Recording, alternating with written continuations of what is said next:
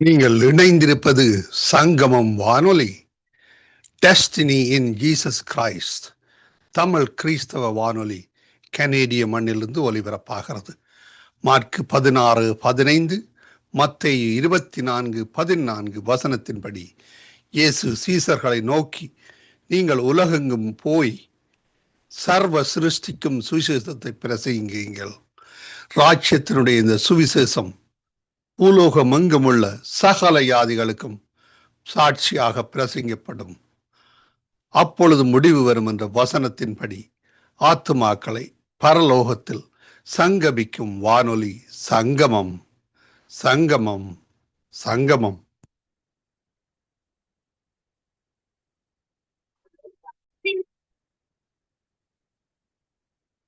லேவியராகமம் 16ஆம் அதிகாரம். ஆரோனின் 2 குமாரர் கர்த்தருடைய சந்நிதியிலே சேர்ந்து மரித்து போன பின்பு கர்த்தர் மோசேயை நோக்கி, கிருபாசனத்தின் மேல் ஒரு மேகத்தில் நான் காணப்படுவேன். ஆதலால் உன் சகோதரனாகிய ஆரோன் சாகாதபடி பரிசுத்த ஸ்தலத்திலே திரைக்கு உட்புறத்தில் இருக்கிற பெட்டியின் மேலுள்ள கிருபாசன மூடிக்கு முன்பாக சகல வேளையிலும் வரவேண்டாம் என்று அவனுக்கு சொல். ஆரோன் பரிசுத்த ஸ்தலத்துக்குள் பிரவேசிக்க வேண்டிய விதமாவது, அவன் ஒரு காளையை பாவ நிவாரண பலியாகவும் ஒரு ஆட்டுக்கடாவை சர்வாங்க தகன பலியாகவும் செலுத்தி பிரவேசிக்க வேண்டும். அவன் பரிசுத்தமான சணல் நூல் சட்டையை தரித்து தன் அறைக்கு சணல் நூல் ஜல்லடத்தை போட்டு சணல் நூல் இடைக்கச்சையை கட்டி சணல் நூல் பாகையை தரித்து கொண்டிருக்க வேண்டும். அவைகள் பரிசுத்த வஸ்திரங்கள். அவன் ஜலத்திலே ஸ்நானம் பண்ணி அவைகளை தரித்து கொண்டு இஸ்ரவேல் புத்திரராகிய சபையாரிடத்திலே பாவ நிவாரண பலியாக 2 வெள்ளாட்டு கடாக்களையும் சர்வாங்க தகன பலியாக ஒரு ஆட்டுக்கடாவையும் வாங்க கடவன். பின்பு ஆரோன் தனக்காகவும் தன் வீட்டாருக்காகவும் பாவ நிவிர்த்தி செய்யும்படிக்கு தன்னுடைய பாவ நிவாரண பலியின் காளையை சேர பண்ணி அந்த 2 வெள்ளாட்டு கடாக்களையும் கொண்டு வந்து ஆசரிப்பு கூடார வாசலிலே கர்த்தருடைய சந்நிதியில் நிறுத்தி அந்த 2 வெள்ளாட்டு கடாக்களையும் குறித்து கர்த்தருக்கென்று ஒரு சீட்டும் போக்காடாக விடப்படும் வெள்ளாட்டு கடாவுக்கென்று ஒரு சீட்டும் போட்டு கர்த்தருக்கென்று சீட்டு விழுந்த வெள்ளாட்டு கடாவை பாவ நிவாரண பலியாக சேர பண்ணி போக்காடாக விடப்பட்ட சீட்டு விழுந்த வெள்ளாட்டு கடாவை அதை கொண்டு பாவ நிவிர்த்தி உண்டாக்கவும் அதை போக்காடாக வனாந்தரத்திலே போகவிடவும் கர்த்தருடைய சந்நிதியில் உயிரோடே நிறுத்தி, பின்பு ஆரோன் தனக்காகவும் தன் வீட்டாருக்காகவும் பாவ நிவிர்த்தி செய்யும்படி தன்னுடைய பாவ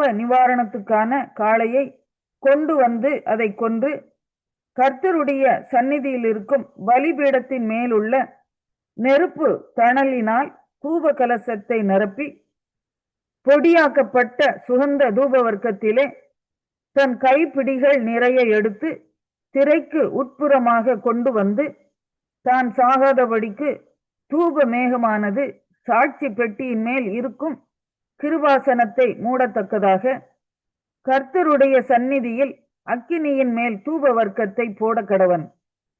பின்பு காளையின் இரத்தத்திலே கொஞ்சம் எடுத்து கீழ்ப்புறமாக நின்று தன் விரலினால் கிருபாசனத்தின் மேல் தெளித்து அந்த இரத்தத்தில் கொஞ்சம் எடுத்து கிருபாசனத்துக்கு முன்பாக 7 தரம் தன் விரலினால் தெளிக்க கடவன்.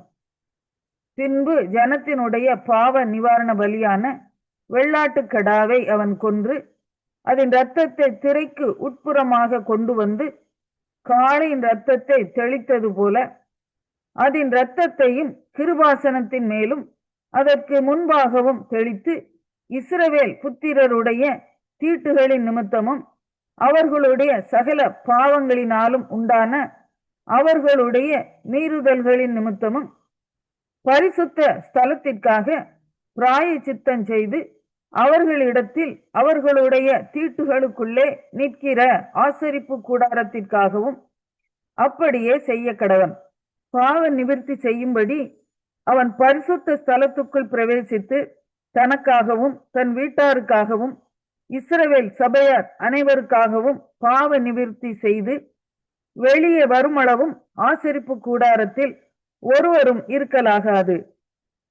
பின்பு அவன் கர்த்தருடைய சந்நிதியில் இருக்கிற பலிபீட தண்டை வந்து அதற்காக பிராயச்சித்தம் செய்து காளையின் இரத்தத்திலும் வெள்ளாட்டு கடாவின் இரத்தத்திலும் கொஞ்சம் எடுத்து பலிபீடத்து கொம்புகளின் மேல் சுற்றிலும் பூசி தன் விரலினால் அந்த இரத்தத்தில் எடுத்து 7 தரம் அதன் மேல் தெளித்து அதை இஸ்ரவேல் புத்திரரின் தீட்டுகள் நீங்க சுத்திகரித்து பரிசுத்தப்படுத்த கடவன்.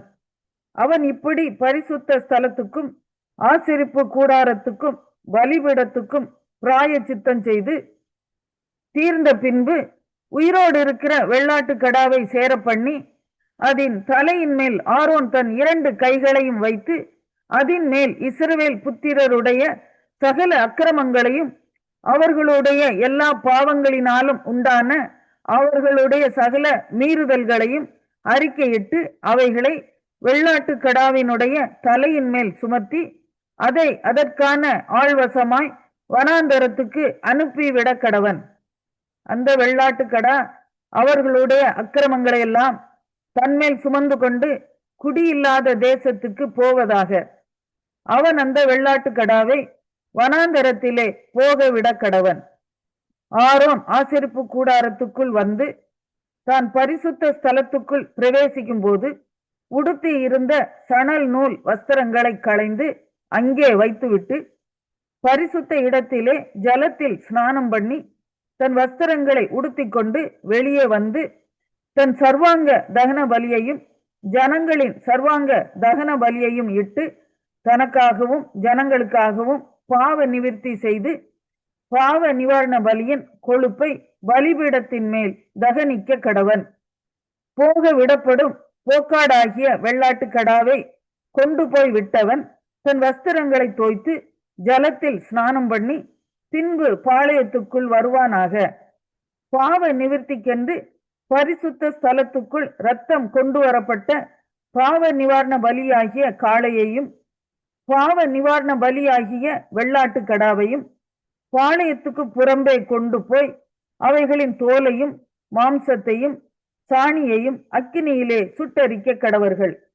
அவைகளை சுட்டரித்தவன் தன் வஸ்திரங்களை தோய்த்து ஜலத்திலே ஸ்நானம் பண்ணி பின்பு பாளையத்துக்குள் வருவானாக.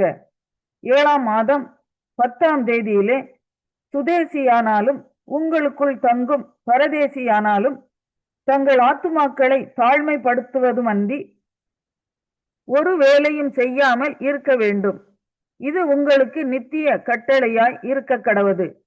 கர்த்தருடைய சந்நிதியில் உங்கள் பாவமெல்லாம் நீங்கி சுத்திகரிக்கப்படும்படி அந்நாளில் உங்களை சுத்திகரிக்கும் பொருட்டு உங்களுக்காக பாவ நிவிர்த்தி செய்யப்படும்.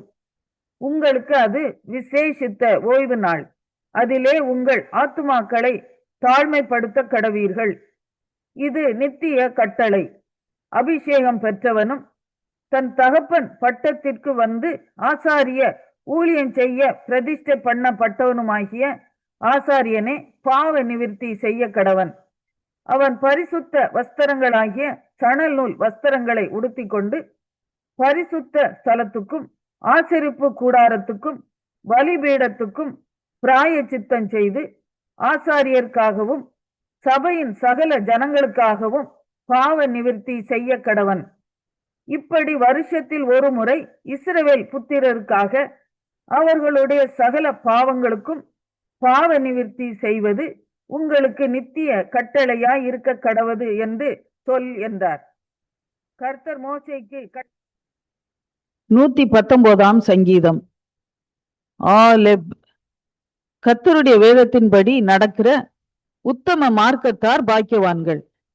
அவருடைய சாட்சிகளை கைக்கொண்டு அவரை முழு இருதயத்தோடும் தேடுகிறவர்கள் பாக்கியவான்கள். அவர்கள் அநியாயம் செய்வதில்லை, அவருடைய வழிகளில் நடக்கிறார்கள். உமது கட்டளைகளை நாங்கள் கருத்தாய் கைக்கொள்ளும்படி நீர் கற்பித்தீர். உமது பிரமாணங்களை கைக்கொள்ளும்படி என் நடைகள் ஸ்திரப்பட்டால் நலமாயிருக்கும். நான் உம்முடைய கற்பனைகளை எல்லாம் கண்ணோக்கும் போது வெட்கப்பட்டு போவதில்லை. உம்முடைய நீதி நியாயங்களை நான் கற்றுக்கொள்ளும் போது செம்மையான இருதயத்தால் உம்மை துதிப்பேன். உமது பிரமாணங்களை கைக்கொள்ளுவேன். முற்றிலும் என்னை கைவிடாதேயும். பேத், வாலிபன் தன் வழியை எதினால் சுத்தம் பண்ணுவான்? உமது வசனத்தின்படி தன்னை காத்துக் கொள்கிறதுனால் தானே. என் முழு இருதயத்தோடும் உம்மை தேடுகிறேன். என்னை உமது கற்பனைகளை விட்டு வழி தப்ப விடாதேயும். நான் உமக்கு விரோதமாய் பாவம் செய்யாதபடிக்கு உமது வாக்கை என் இருதயத்தில் வைத்தேன். கர்த்தாவே, நீ ஸ்தோத்தரிக்கப்பட்டவர். உம்முடைய பிரமாணங்களை எனக்கு போதியும். உம்முடைய வாக்கின் நியாய தீர்ப்புகளை எல்லாம் என் உதடுகளால் விவரித்திருக்கிறேன். திரளான செல்வத்தில் களி கூறுவது போல நான் உமது சாட்சிகளின் வழியில் களி கூறுகிறேன். உமது கட்டளைகளை தியானித்து உமது வழிகளை கண்ணோக்குகிறேன். உமது பிரமாணங்களில் மனமகிழ்ச்சியாய் இருக்கிறேன். உமது வசனத்தை மறவேன். கிமல், உமது அடியேனுக்கு அனுகூலமாய் இரும். அப்பொழுது நான் பிழைத்து உமது வசனத்தை கை கொள்ளுவேன். உமது வேதத்தில் உள்ள அதிசயங்களை நான் பார்க்கும்படிக்கு என் கண்களை திறந்தருளும். பூமியிலே நான் பரதேசி. உமது கற்பனைகளை எனக்கு மறையாதேயும். உமது நியாயங்கள் மேல் என் ஆத்துமா எக்காலமும் வைத்திருக்கிற வாஞ்சையினால் தொய்ந்து போகிறது. உமது கற்பனைகளை விட்டு வழி விலகின சபிக்கப்பட்ட அகங்காரிகளை நீர் கடிந்து கொள்கிறீர்.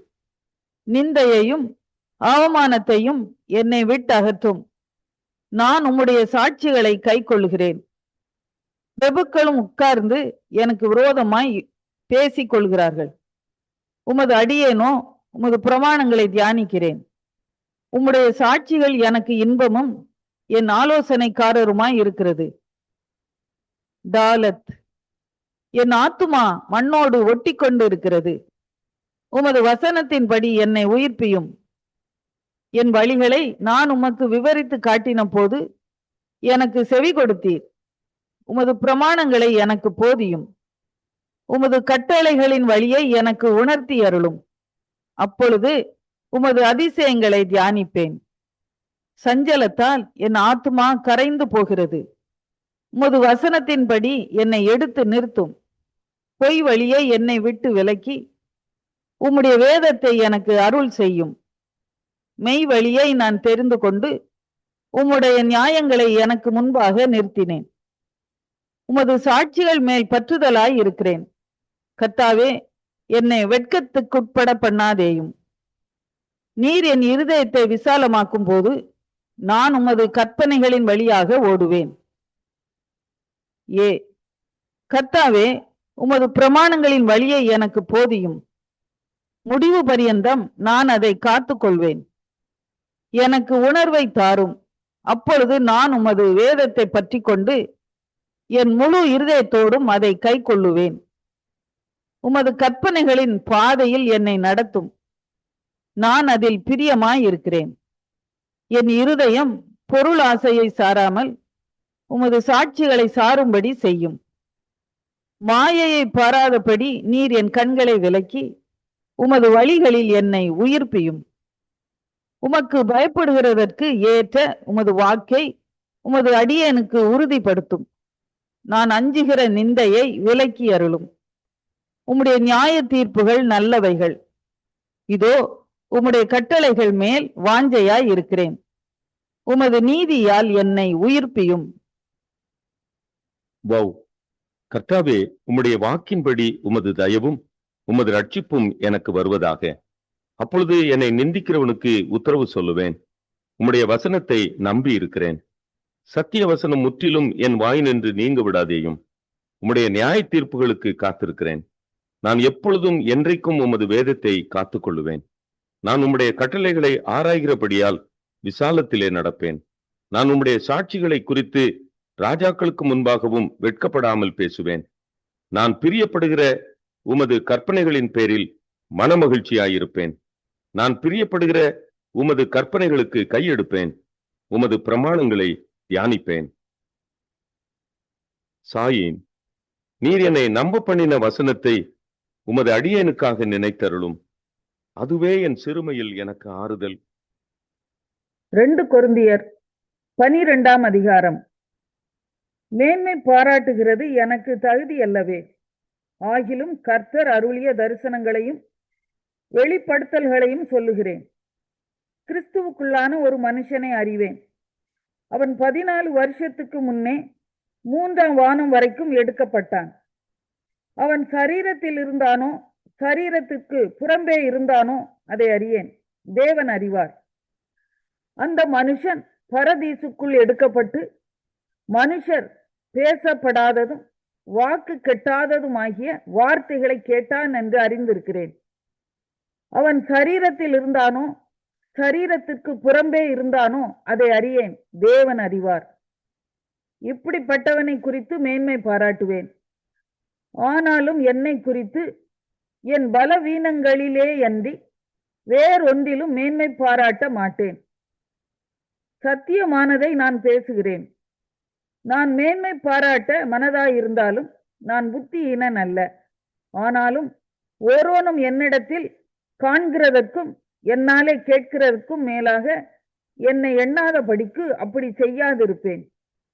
அன்றியும் எனக்கு வெளிப்படுத்தப்பட்டவர்களுக்குரிய மேன்மை நிமித்தம் நான் என்னை உயர்த்தாதபடிக்கு என் மாம்சத்திலே ஒரு முள் கொடுக்கப்பட்டிருக்கிறது.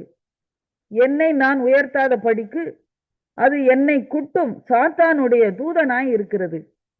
அது என்னை விட்டு நீங்கும்படிக்கு நான் 3 தரம் கர்த்தரிடத்தில் வேண்டிக் கொண்டேன். அதற்கு அவர், என் கிருபை உனக்கு போதும், பலவீனத்திலே என் பலம் பூரணமாய் விளங்கும் என்றார். ஆகையால் கிறிஸ்துவின் வல்லமை என் மேல் தங்கும்படி என் பலவீனங்களை குறித்து நான் மிகவும் சந்தோஷமாய் மேன்மை பாராட்டுவேன். அந்தபடி நான் பலவீனமாய் இருக்கும்போதே பலம் உள்ளவனாய் இருக்கிறேன். ஆகையால் கிறிஸ்துவின் நிமித்தம் எனக்கு வரும் பலவீனங்களிலும் நிந்தைகளிலும் நெருக்கங்களிலும் துன்பங்களிலும் இடுக்கண்களிலும் நான் பிரியப்படுகிறேன். மேன்மை பாராட்டி புத்தியீனன் ஆயினேன். நீங்களே இதற்கு என்னை பலவந்தப்படுத்தினீர்கள். நான் ஒன்றுமில்லை என்றாலும் மகா பிரதான அப்போஸ்தலருக்கும் நான் எவ்வளவும் குறைந்தவனாய் இராதபடியால் உங்களாலே மெச்சிக் கொள்ளப்பட வேண்டியதாய் இருந்ததே. அப்போஸ்தலனுக்குரிய அடையாளங்கள் எல்லா விதமான பொறுமையோடும் அதிசயங்களோடும் அற்புதங்களோடும் வல்லமைகளோடும் உங்களுக்குள்ளே நடப்பிக்கப்பட்டதே. எதிலே மற்ற சபைகளுக்கு குறைவாய் இருந்தீர்கள்? நான் உங்களை வருத்தப்படுத்தாதிருந்ததே உங்களுக்கு குறைவு. இந்த அநியாயத்தை எனக்கு மன்னியுங்கள். இதோ உங்களிடத்திற்கு 3ஆம் தர வர ஆயத்தமாய் இருக்கிறேன். நான் உங்களை வருத்தப்படுத்துவதில்லை. நான் உங்களுடையதை அல்ல, உங்களையே தேடுகிறேன். பெற்றாருக்கு பிள்ளைகள் அல்ல, பிள்ளைகளுக்கு பெற்றார்களே பொக்கிஷங்களை சேர்த்து வைக்க வேண்டும். ஆதலால் நான் உங்களில் எவ்வளவு அதிகமாய் அன்பு கூறுகிறேனோ அவ்வளவு குறைவாய் உங்களால் அன்பு கூறப்பட்டிருந்தாலும் மிகவும் சந்தோஷமாய் நான் உங்கள் ஆத்துமாக்களுக்காக செலவு பண்ணவும் செலவு பண்ணப்படவும் விரும்புகிறேன். அப்படியாகட்டும். நான் உங்களுக்கு பாரமாய் இருக்கவில்லை. ஆனாலும் உபாயமுள்ளவனாய் இருந்து தந்திரத்தினாலே உங்களை பிடித்தேனாம். நான் உங்களிடத்திற்கு அனுப்பினவர்களில் எவன் மூலமாயாவது உங்களிடத்தில் பொழிவை தேடினதுண்டா? தீத்து உங்களிடத்தில் வரும்படி நான் அவனை கேட்டுக்கொண்டு அவனுடனே கூட ஒரு சகோதரனை அனுப்பினேன். தீத்து உங்களிடத்தில் ஏதாவது பொழிவை தேடினானா? நாங்கள் ஒரே ஆவியை உடையவர்களாய் ஒரே அடிச்சுவடுகளில் நடந்தோம் அல்லவா? நாங்கள் யோக்கியர்கள் என்று விளங்கும்படி உங்களிடத்தில் பேசுகிறோம் என்று எண்ணுகிறீர்களோ? தேவனுக்கு முன்பாக கிறிஸ்துவுக்குள் பேசுகிறோம். பிரியமானவர்களே, சகலத்தையும் உங்கள் பக்தி விருத்திக்காக செய்கிறோம்.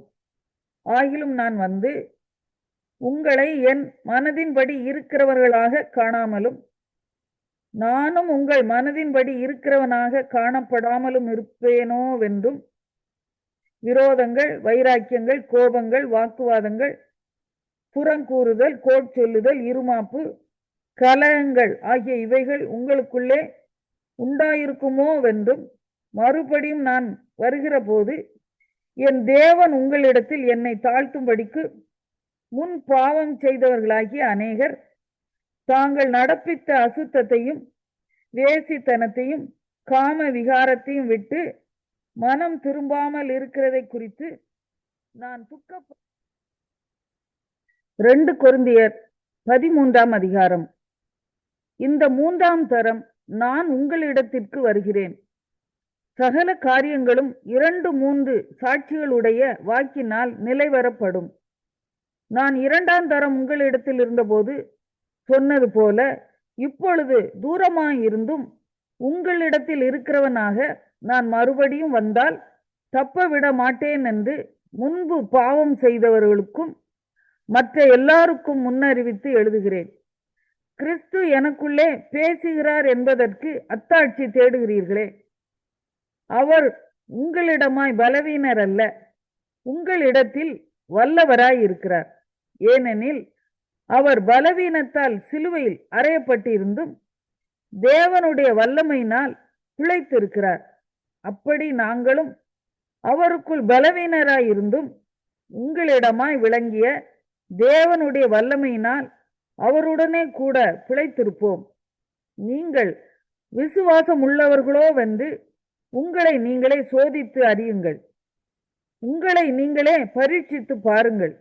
இயேசு கிறிஸ்து உங்களுக்குள் இருக்கிறார் என்று உங்களை நீங்களே அறியீர்களா? நீங்கள் பரீட்சைக்கு நில்லாதவர்களாய் இருந்தால் அறியீர்கள். நாங்களோ பரீட்சைக்கு நில்லாதவர்கள் அல்லவென்பதை அறிவீர்கள் என்று நம்புகிறேன். மேலும் நீங்கள் ஒரு பொல்லாங்கும் செய்யாதிருக்கும்படியாக தேவனை நோக்கி விண்ணப்பம் பண்ணுகிறேன். நாங்கள் பரீட்சைக்கு நின்றவர்கள் என்று காணப்படும் பொருட்டல்ல, நாங்கள் பரீட்சைக்கு நில்லாதவர்கள் போல் இருந்தாலும் நீங்கள் நலமானதை செய்யும் பொருட்டே விண்ணப்பம் பண்ணுகிறேன்.